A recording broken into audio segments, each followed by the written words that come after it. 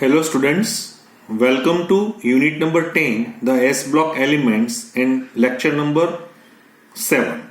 As we know that our continue topic is not to be ended in last sessions is 10.2.2 regarding to halides of alkali metals. So in last lecture the halides of alkali metals, so first we have to quick highlights of this compound or of this concept which is given like that. So the alkali metals, we know that the combine directly with halogens under appropriate conditions, so forming the halides of the general formula like Mx. And these halides can also be prepared by the action of aqueous HX, this action of aqueous HX on the metal oxides, hydroxides or carbonates. So here oxides, hydroxides and carbonate, right? So it's converted into their respective halides. Okay. Then we know that all these halides are colorless, high melting point crystalline solids having high negative enthalpies of formation. However, the delta HF values for fluoride ions is become less and less negative as we move down. The groups while for the chlorides, bromides and iodides. And these values become more and more negative. So here some statistical data are given. Elements like lithium, sodium, potassium, rubidium, cesium. This is MF, MCl, MbR, Mi, and the data is given like that. So from fluorine to chlorine, chlorine to bromine, and bromine to iodine, the values are decreasing. We know that the fluorides are the most stable and iodides are the less stable. But the trends in melting point as well as boiling point and solubility of these alkali metals can be understood in terms of three different points: is polarization effect, lattice energy and hydrations of ions. So what is the meaning of polarization? So when a cation, this cation approaches an anion, the electron cloud of the anion is attracted toward the cation. So hence this cloud gets distorted. So this effect is called as a polarization. And the power of the cation, this power of the cation to polarize the anion is called as a polarizing power. And the tendency of anion to get polarized is called as a polarizability. So greater the polarization produced, more is the concentration of electron between the two atoms, thereby decreasing the ionic character and increasing the covalent character. So the covalent character of any compound, covalent character of ionic compound, okay, which depends upon the following factors. Number one is the size of the cation. Smaller the cation, we know that the smaller the cation, greater is the polarizing power. So hence having a large is the covalent character. So here lithium chloride is more covalent while cesium chloride is less covalent or more ionic in nature. Size of the anion, so once again larger the anion, so greater is its polarizability. So this explains why covalent character of lithium halide is in this order: lithium iodide, lithium bromide, lithium chloride, lithium fluoride. So lithium iodide, because the size of iodine is larger, so it's a covalent in nature. Same way, charges on the ion. So we know that the greater the charge on the cation, greater its polarizing power. So large is the covalent character.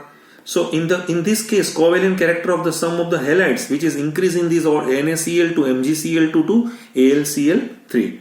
Similarly, greater the charge on the anion, likewise greater the charge on anion, it gets polarized, thereby imparting more covalent character of the compound form. Likewise, NaCl, Na2SO4 and Na3PO4. So covalent character is increased in this order because the size of the anion, chloride, sulfate and phosphate is increasing. So larger its covalent character. So once again the covalent character decreases as the size of the anion decreases. Okay, this is the third point. Next point is number fourth one is the electronic configurations of the cation. Electronic configurations of the cation. So we know that when or if two cations have the same charge, having the same charge and same size, the one with a pseudo noble gas configuration, pseudo noble gas configurations means having 18 electrons in their outermost shell, right? So having a greater polarizing power than a cation with a noble gas configuration means having 8 electrons in their outermost shell, यानी 18 electron जिसमें होते हैं उसके outer shell में, उसको हम pseudo noble gas बोलते हैं। तो उसका पोलराइजिंग पावर है वो 8 इलेक्ट्रॉन जिसके जैसे वैलेंस इलेक्ट्रॉन में होते हैं उससे ज्यादा होने की वजह से उसका जो कोवेलेंट कैरेक्टर है, क्योंकि ड्यू टू पोलराइजिंग वो बढ़ गया है। जैसे मैंने एक एग्जांपल आपको दिया था, Cu और Na दोनों में चार्ज सेम है, +1 दोनों की साइज भी नियर अबाउट है, फिर भी कॉपर क्लोराइड और क्यूप्रस क्लोराइड जिसको हम बोलेंगे which is more covalent as compare to the NaCl, क्योंकि यहाँ पे सूडो नोबल गैस कॉन्फ़िगरेशन हमें यहाँ पे दिखाई दे रहा है। फिर ये तो पहला पॉइंट था हमारा जो हमने पोलराइजिंग की बात की। फिर हमने लेटाइस एनर्जी की बात हमने शुरू की थी। तो हमने सोचा था कि the amount of energy required to separate, right, यहां से जैसे हमारे पास एक, जैसे हम क्या बोल रहे हैं कि एक मोल मेरे पास सॉलिड आयोनिक कंपाउंड है, तो उसको मुझे गैसियस आयंस में कन्वर्ट करने के लिए जो भी एनर्जी मुझे रिक्वायर्ड होती है उसको हम क्या बोलेंगे, तो उसको हम लेटाइस एंथैल्पी बोलेंगे। ग्रेटर द लेटाइस एंथैल्पी, जैसे जैसे जैसे लेटाइस एंथैल्पी बढ़ती जा रही है, so higher is the melting point of the alkali metal halide and its lower its solubility in water. यानी वो क्या होता है कि लेटाइस एंथैल्पी जैसे जैसे जैसे बढ़ती जा रही है तो उसके जो मेल्टिंग पॉइंट होते हैं of the alkali metals halide and lower its solubility in water, तो यानी मेल्टिंग पॉइंट भी बढ़ेंगे और उसकी सॉल्युबिलिटी जो, क्योंकि वो जितने झकड़े रहेंगे उसका मतलब उसको पानी में सॉल्युबल करने के लिए उसकी जो हाइड्रेशन एंथैल्पी है तो वो मुझे ज्यादा खर्च करनी पड़ेगी, यानी उसकी लेटाइस एंथैल्पी ज्यादा है हाइड्रेशन एंथैल्पी की बजाय। तो जिसकी लेटाइस एंथैल्पी बहुत बढ़िया होती है हाइड्रेशन एंथैल्पी से, तो इसका मतलब कि उसकी वाटर सॉल्युबिलिटी कम हो जाती है। तो ये थोड़े हमने डेटा यहाँ पे हमने आपको दिखाए थे कि भाई जैसे लिथियम क्लोराइड है तो उसकी लेटाइस एंथैल्पी क्या है, उसकी हाइड्रेशन एंथैल्पी क्या है, उसकी सॉल्युबिलिटी क्या है, उसका मेल्टिंग पॉइंट क्या है। तो कई कंपाउंड के मैंने दिखाए थे आपको कि इसकी लेटाइस एंथैल्पी उसका तो आप देखेंगे 63, 35, 34, फिर यहाँ पे बढ़ के जैसे 77 और 162 हो गया है। इसका मेल्टिंग पॉइंट में भी आपको यही दिखाई देगा, क्योंकि मेल्टिंग पॉइंट है वो ज्यादा लेटाइस एंथैल्पी पे वर्क कर रहा है। आपको समझ में आ रहा है? लेटाइस एंथैल्पी जितनी जितनी हमारे पास बढ़ती जाएगी तो उस वजह से हम उसको देख पाएंगे। फिर मैंने हाइड्रेशन एंथैल्पी की भी बात की थी। यहाँ पे हमने कुछ इस तरह से बात समझाई थी कि the amount of the enthalpy, so it is the amount of the enthalpy released when 1 mole of gaseous ions combined with a water to form a hydrated ions. जैसे मेरे पास M+ है, मैंने उसको भी एक्वियस कर दिया है और X- को भी एक्वियस कर दिया है, तो ये दोनों के हाइड्रेशन एंथैल्पी का जो मुझे मिलेगा, so higher the hydration enthalpy of the ions, जो भी आयंस की एंथैल्पी मुझे ज्यादा मिलेगी तो उसका मतलब ये हुआ greater is the solubility of the enthalpy in water. यानी जिसकी हाइड्रेशन एंथैल्पी बढ़िया वाली है तो इसका मतलब ये वाटर में अच्छी तरह से घुल मिल जाएगा। So further the extension of the hydrations which is depends upon the size of the ion. जैसे smaller the size of the ion, more highly it is hydrated and hence greater its hydrated ionic radius and less its ionic mobility. तो मैंने कुछ यहाँ पे आपके साथ बात की थी। तो अब हम ये पूरा मैंने रिवीजन आपको लास्ट लेक्चर का करवाया था, लेकिन हम कुछ जैसे बोल रहे हैं ना, जैसे मैंने अभी आपको फजान्स रूल के बारे में बात की थी। तो फजान्स रूल क्या बता रहा है कि आयोनिक और कोवेलेंट कैरेक्टर है, कोवेलेंट कैरेक्टर ज्यादा है तो उसका मतलब कि उसका melting point compare to the ionic bond कम हो जाएगा, और कोवेलेंट कैरेक्टर नेचर होने की वजह से उसकी जो वाटर सॉल्युबिलिटी है उसको भी हमें देखना पड़ेगा, और उसकी जो थर्मल स्टेबिलिटी है वो भी हमें देखनी पड़ेगी। लेकिन ये क्या है, कौन सा डेटा है, तो मैं थोड़ा अभी आपको एग्जांपल्स देके यहाँ पे समझाना चाहता हूं। ये मैंने लास्ट लेक्चर का आपको फिर से मैंने एक शॉर्ट यहाँ पे जैसे क्विक शॉर्ट मैंने आपको यहाँ पे दिया हुआ है। अभी जो हमारी बात चल रही थी हैलाइड्स की ही बात चल रही थी, तो हम उसमें आगे बढ़ेंगे। जैसे मैंने अभी आपको बोला है कि जो हमने आर्ग्यूमेंट अभी तक की थी उसके जिसके उसके बेस पे हम ऐसा कुछ एक्सप्लेन कर सकेंगे कि melting points of alkali metal halide और उसकी जो सॉल्युबिलिटी इन वाटर और ऑर्गेनिक सॉल्वेंट में किस तरह से हो पाएगी। जैसे मैं यहाँ पे एक बात और समझाना चाहता हूं। मैं देखिए मैं आपको ऐसा समझाना चाहता हूं कि मेरे पास LiF है, लिथियम फ्लोराइड है, उसकी जो वाटर सोल्युबिलिटी है ना वो 0.27 ग्राम पर 100 ग्राम ऑफ वाटर है, यानी 100 ग्राम पानी में वो 0.27 ग्राम ही उसकी जो सॉल्युबिलिटी है वो मिल रही है, वो लो सॉल्युबिलिटी है। तो इसकी वजह क्या है? तो कि उसकी जो हाई लेटाइस एंथैल्पी है, हाई लेटाइस एनर्जी या लेटाइस एंथैल्पी भी हम बोल सकते हैं, कितनी थी 1005 किलो जूल पर मोल की उसकी थी मुझे, राइट 1005 मुझे यहाँ पे मिल रहा है, तो इतनी मुझे यहाँ पे मिल रही है। तो इसका मतलब ये हुआ कि इसका जो आपको पॉइंट समझ में आना चाहिए कि भाई लिथियम फ्लोराइड की क्योंकि उसकी वाटर क्यों कम है, उसकी वजह क्या है कि क्योंकि उसकी हाई लेटाइस एंथैल्पी की वजह से ये मुझे यहाँ पे कुछ इस तरह से मैं समझा सकता हूं। जैसे मैं यहाँ पे एक और बात भी आपको सीजियम आयोडाइड की भी बात कर, क्योंकि उसकी जो है वो 44 ग्राम पर 100 ग्राम ऑफ वाटर है, 100 ग्राम ऑफ वाटर, तो वो भी सॉल्युबिलिटी तो उसकी भी क्या है, लो ही है, अब कंपेयर टू लो है, लेकिन उसका मतलब इसकी वजह यह है कि उसमें क्या है, तो कि उसमें उसका स्मॉलर हाइड्रेशन एनर्जी है, स्मॉलर हाइड्रेशन एनर्जी है, राइट। तो smaller hydration energy between means of the ions, दो आयन के बीच में वो है उसका 670 किलो जूल पर मोल। ये होने की वजह से यानी दो पैरामीटर्स हो सकते हैं लो सॉल्युबिलिटी के, आइदर उसकी लेटाइस एनर्जी हाई हो सकती है या उसकी हाइड्रेशन एंथैल्पी स्मॉल हो सकती है या लो हो सकती है। तो ये दोनों वजह से हम उसको समझा सकते हैं कि क्यों क्या किस तरह से यहाँ पे फोरकास्टिंग हो पा रही है।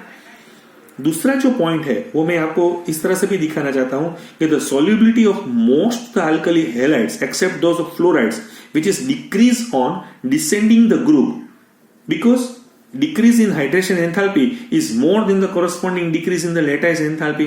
देखिए मैं आपको एक दिखाना चाहता हूं। मेरे पास है NaCl और दूसरा है मेरे पास KCl, समझ में आ रहा है? अभी NaCl और KCl की जो लेटाइस एंथैल्पी है, NaCl की लेटाइस एंथैल्पी का जो मैंने डेटा आपको लास्ट टाइम बताया था वो था -770 और KCl का मैंने बताया था -703, ये डेटा था। तो उसका जो डिफरेंस मुझे यहाँ पे दोनों के बीच में जो मिल रहा है वो क्या है, 67 जूल का मुझे यहाँ पे डिफरेंस मिल रहा है। ये दोनों के बीच का डिफरेंस कितना है, 67 किलो जूल है। लेकिन उसकी जो हाइड्रेशन एंथैल्पी थी, देखिए उसकी जो हाइड्रेशन एंथैल्पी का भी मैंने डेटा आपको बताया था। ये जो मैंने दिखाया है वो क्या था, लेटाइस एनर्जी का मैंने डेटा अभी आपको दिखाया, समझ में आ रहा है? मैं अभी जो इसका जो डेटा दिखाना चाहता हूं वो है, जैसे मेरे पास NaCl है तो उसकी क्या है -776 है, और KCl की क्या है, तो KCl की है 700, समझ में आ गया? तो ये जो डिफरेंस आपको दिखाई दे रहा है वो 76 किलो जूल का मुझे डिफरेंस यहाँ पे दिखाई दे रहा है। सो NaCl और KCl के बीच में 67 किलो जूल का डिफरेंस है, but difference in hydration enthalpy of Na plus and K plus is 76 kilo joule. तो उसका मतलब ये हुआ कि जो KCl है it is less soluble in water than NaCl। आपको समझ में आ रहा है मैं क्या समझा रहा हूं? ये दोनों के बीच में लेटाइस का डिफरेंस 67 का था, लेकिन ये डिफरेंस ज्यादा है, 76 का है। इसका मतलब ये हुआ कि NaCl है, NaCl, क्योंकि NaCl की आप देखिए लेटाइस एंथैल्पी बढ़िया है, हाइड्रेशन एंथैल्पी ये है KCl, तो लेकिन उसके डिफरेंस से हम समझ सकते हैं कि NaCl is more soluble as compare to the KCl।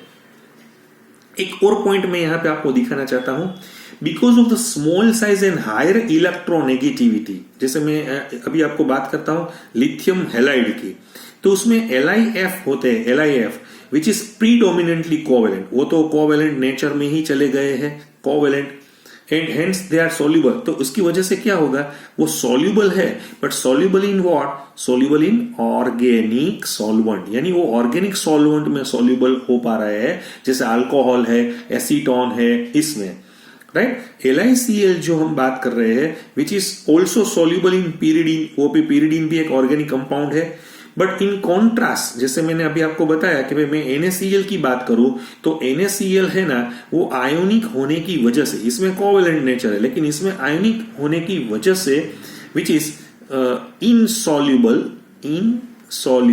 In organic solvent, ये ऑर्गेनिक सॉल्वेंट में ज्यादा मिक्स नहीं हो पाएगा।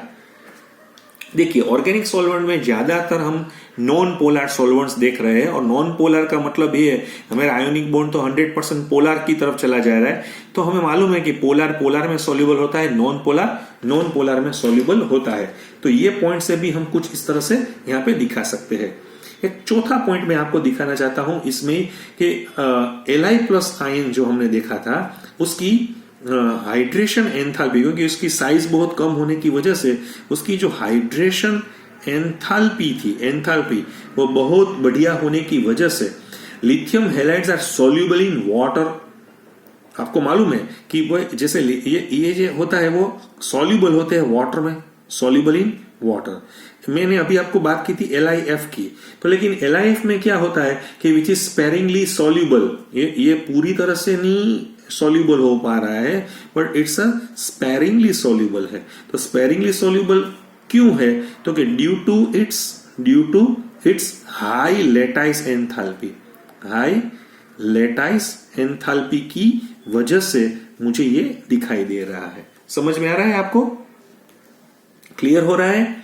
देखिए अभी मैं क्या समझा रहा हूं आपको कि however as we move down the group, जैसे मैंने अभी आपको दिखाया कि मैं LiF से CSF की तरफ चला जा रहा हूं, राइट? तो लेटाइस एंथैल्पी क्या होगी? मैंने आपको बताया था लेटाइस एंथैल्पी है, वो लेटाइस एंथैल्पी कम हो जाएगी।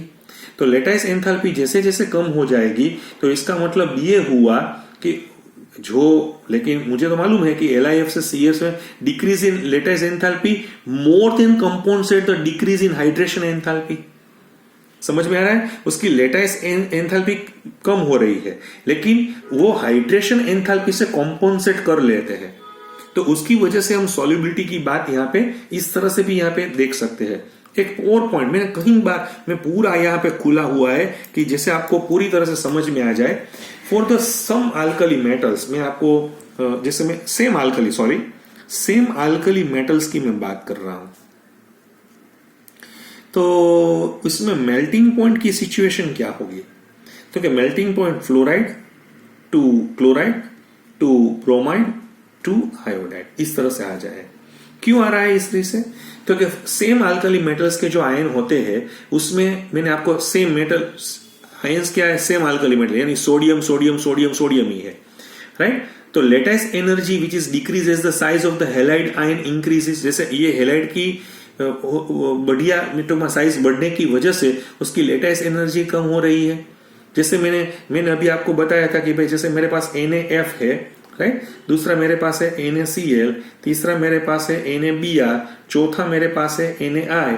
तो इसमें उसकी हाइड्रेशन जो लेटाइस एंथैल्पी है वो 919 है, इसकी 776 है, इसकी 745 थी, इसकी 778 ये किलो जूल पर मोल पे है। ये सभी डेटा मैंने आपको यहाँ पे दिखाए हुए हैं, आगे भी दिखाए हुए थे। तो लेटाइस एंथैल्पी डिक्रीज होने की वजह से उसको ब्रेक करने के लिए, यानी मेल्टिंग पॉइंट के लिए उसको थोड़ी कम देनी पड़ेगी, तो इससे उसका जो मेल्टिंग पॉइंट है वो भी कम हो जाएगा।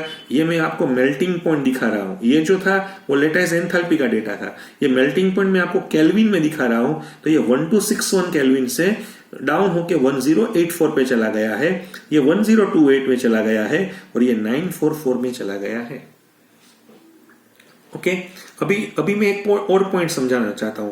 For the same halide ion, ये तो मैंने अल्कली की बात की थी, लेकिन मेरे पास सेम हैलाइड आयन में हो तो मैं क्या कर सकता हूं? जैसे मैंने बताया कि lithium halides are lower than these of the corresponding sodium halides, so therefore they decreasing as we move down. जैसे मैंने अभी आपको बताया कि भाई सोडियम से सीजियम की तरफ में जैसे जैसे चला जा रहा हूं, तो मेल्टिंग पॉइंट्स ऑफ, राइट? तो मेल्टिंग पॉइंट में क्या आ रहा है, मैं आपको एग्जांपल्स यहां पे देना चाहता हूं। मेरे पास है NaCl है, फिर मेरे पास KCl है, फिर मेरे पास रुबिडियम क्लोराइड है और मेरे पास सीजियम क्लोराइड है। अब देखिए उसका जो मेल्टिंग पॉइंट है वो 1084 केल्विन है, KCl का 1039 केल्विन है, रुबिडियम का 988 केल्विन है और इसका 925 केल्विन है, यानी कम हो जा रहा है। सभी में क्लोराइड तो कम सेम है, बट द लो मोल्ड, अभी लिथियम जो क्लोराइड था मैंने आपको इसका भी वो 887 केल्विन है, 887 केल्विन है। So the low melting point of LiCl as compare to that of NaCl is probably because इसमें क्या था, इसमें कौन सा कैरेक्टर आ गया था, कोवेलेंट कैरेक्टर आ गया था। चलो तो बाकी तो सभी आयोनिक ही है, राइट। तो लिथियम का स्मॉल साइज सोडियम की होने की वजह से ये कोवेलेंट नेचर में चला गया था। बाकी में तो हमें मालूम ही है कि मेल्टिंग पॉइंट डिक्रीज ही हो जाएगी, क्योंकि लेटाइस एंथैल्पी है वो क्या हो रही है, डिक्रीज हो रही है। जैसे मैंने अभी आपको बोला कि जो भी अल्कली मेटल्स थे उसके जो आयन्स है यहाँ पे, तो अल्कली मेटल्स के जैसे जैसे ग्रुप में आगे बढ़ रहे हैं तो आगे बढ़ने की वजह से क्या हो रहा है, तो कि उसकी साइज है वो कम हो जा रही है। तो बढ़ रही है, साइज बढ़ने की वजह से उसकी लेटाइस एंथैल्पी क्या हो जाएगी, तो क्या वो कम हो जाएगी। और लेटाइस एंथैल्पी कम होने की वजह से उसके मेल्टिंग पॉइंट क्या हो रहे हैं, डाउन हो रहे हैं। समझ में आ गया, बिल्कुल समझ में आ गया आपको। मैंने काफी देर से, क्योंकि पिछले 30-32 मिनट से और आज की भी 21 मिनट या 22 मिनट से मैं आपको ये समझा रहा हूं कि हैलाइड्स में ये क्या हो रहा है, आपको समझना चाहिए, क्योंकि उसके अच्छे अच्छे जो MCQs है वो यहां से निकल रहे हैं। इसलिए थैंक यू। मैं अभी आगे बढ़ना चाहता हूं। ओके, अभी देखिए हम नेक्स्ट वाला मेरा जो पॉइंट है वो है सॉल्ट्स ऑफ ऑक्सो एसिड की बात यहाँ पे समझाई गई है। लेकिन आपको पहले ये समझना चाहिए कि ऑक्सो एसिड का मतलब क्या है। क्योंकि ऑक्सो एसिड का मतलब आपको समझ में आ जाएगा कि जो एसिड्स है उसमें पहले ऑक्सीजन होने चाहिए, लेकिन ये सिर्फ इतनी ही कंडीशन नहीं है। Oxo acids are those in which the acidic proton यानी H+ is on a hydroxyl group यानी OH होना चाहिए with an oxo group attached to the same atom. तो कि वही ग्रुप से ऑक्सो यहाँ पे जुड़ा होना चाहिए। जैसे मैं आपको यहाँ पे दिखाना चाहता हूं, मेरे पास H2CO3 है, या मेरे पास H3PO4 है, या मेरे पास H2SO4 है, या मेरे पास HNO3 है, या मेरे पास HNO2 है। तो ये सभी आप देख रहे हैं वो है ना, वो ऑक्सो एसिड्स हम बोलेंगे। मैंने आपको पहले भी बताया था कि alkali metals are highly electropositive, right. वो हमें मालूम है कि वो हाईली इलेक्ट्रोपॉजिटिव है। इलेक्ट्रोपॉजिटिव का मतलब ये इजीली प्लस में चला जाता है, right. So their hydroxides are very strong base, यानी उसके जो हाइड्रोक्साइड होते हैं वो स्ट्रॉन्ग बेस होते हैं। तो इसका मतलब इस एसिड के साथ वो रिएक्शंस करके तो वो सॉल्ट्स बनाएंगे, उसको हम क्या बोलेंगे, ऑक्सो एसिड के सॉल्ट्स बोलेंगे, right. So they form a salts, okay. और ये जो भी सॉल्ट्स होते हैं जो मैंने अभी आपको बताया, ये जो भी सॉल्ट्स होते हैं which is soluble in water and stable towards heat. चलो, ये तो एक आपको समझ में आ गया, फाइन। अभी दूसरा मैं इसमें बाइकार्बोनेट और कार्बोनेट की बात मैं यहाँ पे थोड़ी ज्यादा करना चाहता हूं। बाइकार्बोनेट और कार्बोनेट्स, पहले हम कार्बोनेट की बात करें तो sodium carbonate, lithium carbonate, potassium carbonate, like rubidium carbonate, caesium carbonate. तो ये carbonate of the alkali metals are remarkably stable up to 1273 kelvin, यानी 1000 डिग्री सेंटीग्रेड तक वो स्टेबल रख सकते हैं, which they first melt and they eventually decompose to form oxide. लेकिन जो Li2CO3 है वो लेस स्टेबल होता है। एक सभी में एक जो यहाँ पे आपको एक्सेप्शनल केस मिलेगा वो Li2CO3 में है। उसका हीट देखें तो वो ऑक्साइड में और उसका कार्बन डाइऑक्साइड निकल जाएगा, क्योंकि कोई भी कार्बोनेट को हम गर्म करेंगे, हीट देंगे तो वो कार्बन डाइऑक्साइड निकालेगा सभी में। लेकिन ये लिथियम कार्बोनेट है ना, वो लेस स्टेबल है। बाकी तो सभी 1000 डिग्री सेंटीग्रेड पे वो पहले मेल्ट होने के बाद they eventually decompose to form oxides, तो उसके ऑक्साइड्स में चले जाते हैं। ये मैंने अभी आपको बताया था कि being strongly basic alkali metals also form a solid bicarbonates, यानी वो सॉलिड बाइकार्बोनेट्स MHCO3 जो हम बोल रहे हैं सॉलिड बाइकार्बोनेट्स भी वो बना पा रहे हैं। दो लेकिन हम जैसे हम बोलेंगे एमोनियम बाइकार्बोनेट, लेकिन लिथियम की बात जो हम यहाँ पे समझाना चाहते हैं लिथियम के बारे में, राइट। तो इस तरह से हम देख सकते हैं कि lithium however does not form a solid bicarbonate. Lithium में थोड़ा वो जैसे लिथियम का जो बाइकार्बोनेट है वो सॉलिड नेचर में नहीं है, right. All the bicarbonates on gentle heating, जैसे मैंने बाकी के जो भी बाइकार्बोनेट होते हैं उसको हम जैसे हम उसको हीट देंगे तो वो कन्वर्ट हो जाएंगे उसके कॉरस्पॉन्डिंग कार्बोनेट में और CO2 और H2O यहां से निकल जाएगा। तो मैं इस तरह से भी दिखा सकता हूं कि इलेक्ट्रोपॉजिटिव कैरेक्टर जैसे जैसे इंक्रीज होता जा रहा है, तो जैसे मैंने अभी आपको बोला कि मैंने लिथियम का, फिर सोडियम, फिर पोटेशियम, फिर रुबिडियम, फिर सीजियम, तो हम जैसे जैसे आगे बढ़ते जा रहे हैं यहां से सोडियम टू सीजियम में, जैसे जैसे हम आगे बढ़ते जा रहे हैं तो हमें मालूम है कि उसका जो इलेक्ट्रोपॉजिटिव नेचर है, उसका जो इलेक्ट्रोपॉजिटिव कैरेक्टर है वो क्या हो जाएगा, इंक्रीज हो जाएगा। तो इसकी वजह से उसकी स्टेबिलिटी भी क्या हो जाएगी, इंक्रीज हो जाएगी, राइट। तो बाइकार्बोनेट और कार्बोनेट दोनों की स्टेबिलिटी इंक्रीज हो जा रही है। और मैंने अभी आपको बोला था कि जो भी है वो आर सोल्यूबल इन वाटर है, their solubility is increase rapidly on descending the group. और जैसे जैसे हम आगे बढ़ते जाएंगे तो उसकी जो वाटर सोल्युबिलिटी है तो वो वाटर सोल्युबिलिटी भी बढ़ती जा रही है। This is due to the reason that their lattice energy decrease more rapidly than their hydration energy, right. तो उसकी वजह क्या होगी, उसकी जो लैटिस एंथैल्पी है वो डाउन हो रही है, हाइड्रेशन एंथैल्पी भी डाउन हो रही है, लेकिन इससे ज्यादा डाउन यहाँ पे दिखाई दे रहा है। तो ये थोड़ा हमने यहाँ पे आपको सॉल्ट्स ऑफ ऑक्सो एसिड की कुछ बात मैंने यहाँ पे आपको समझाई हुई है, आपकी टेक्स्ट बुक में भी यहाँ पे दी हुई है। अभी हम नेक्स्ट लेक्चर में एनोमेलस बिहेवियर ऑफ लिथियम की बारे में बात करेंगे, क्यों लिथियम अपनी फैमिली में वो डिफरेंट तरीके से वर्क कर रहा है, तो हम नेक्स्ट लेक्चर में उसकी बात करेंगे। Thank you very much.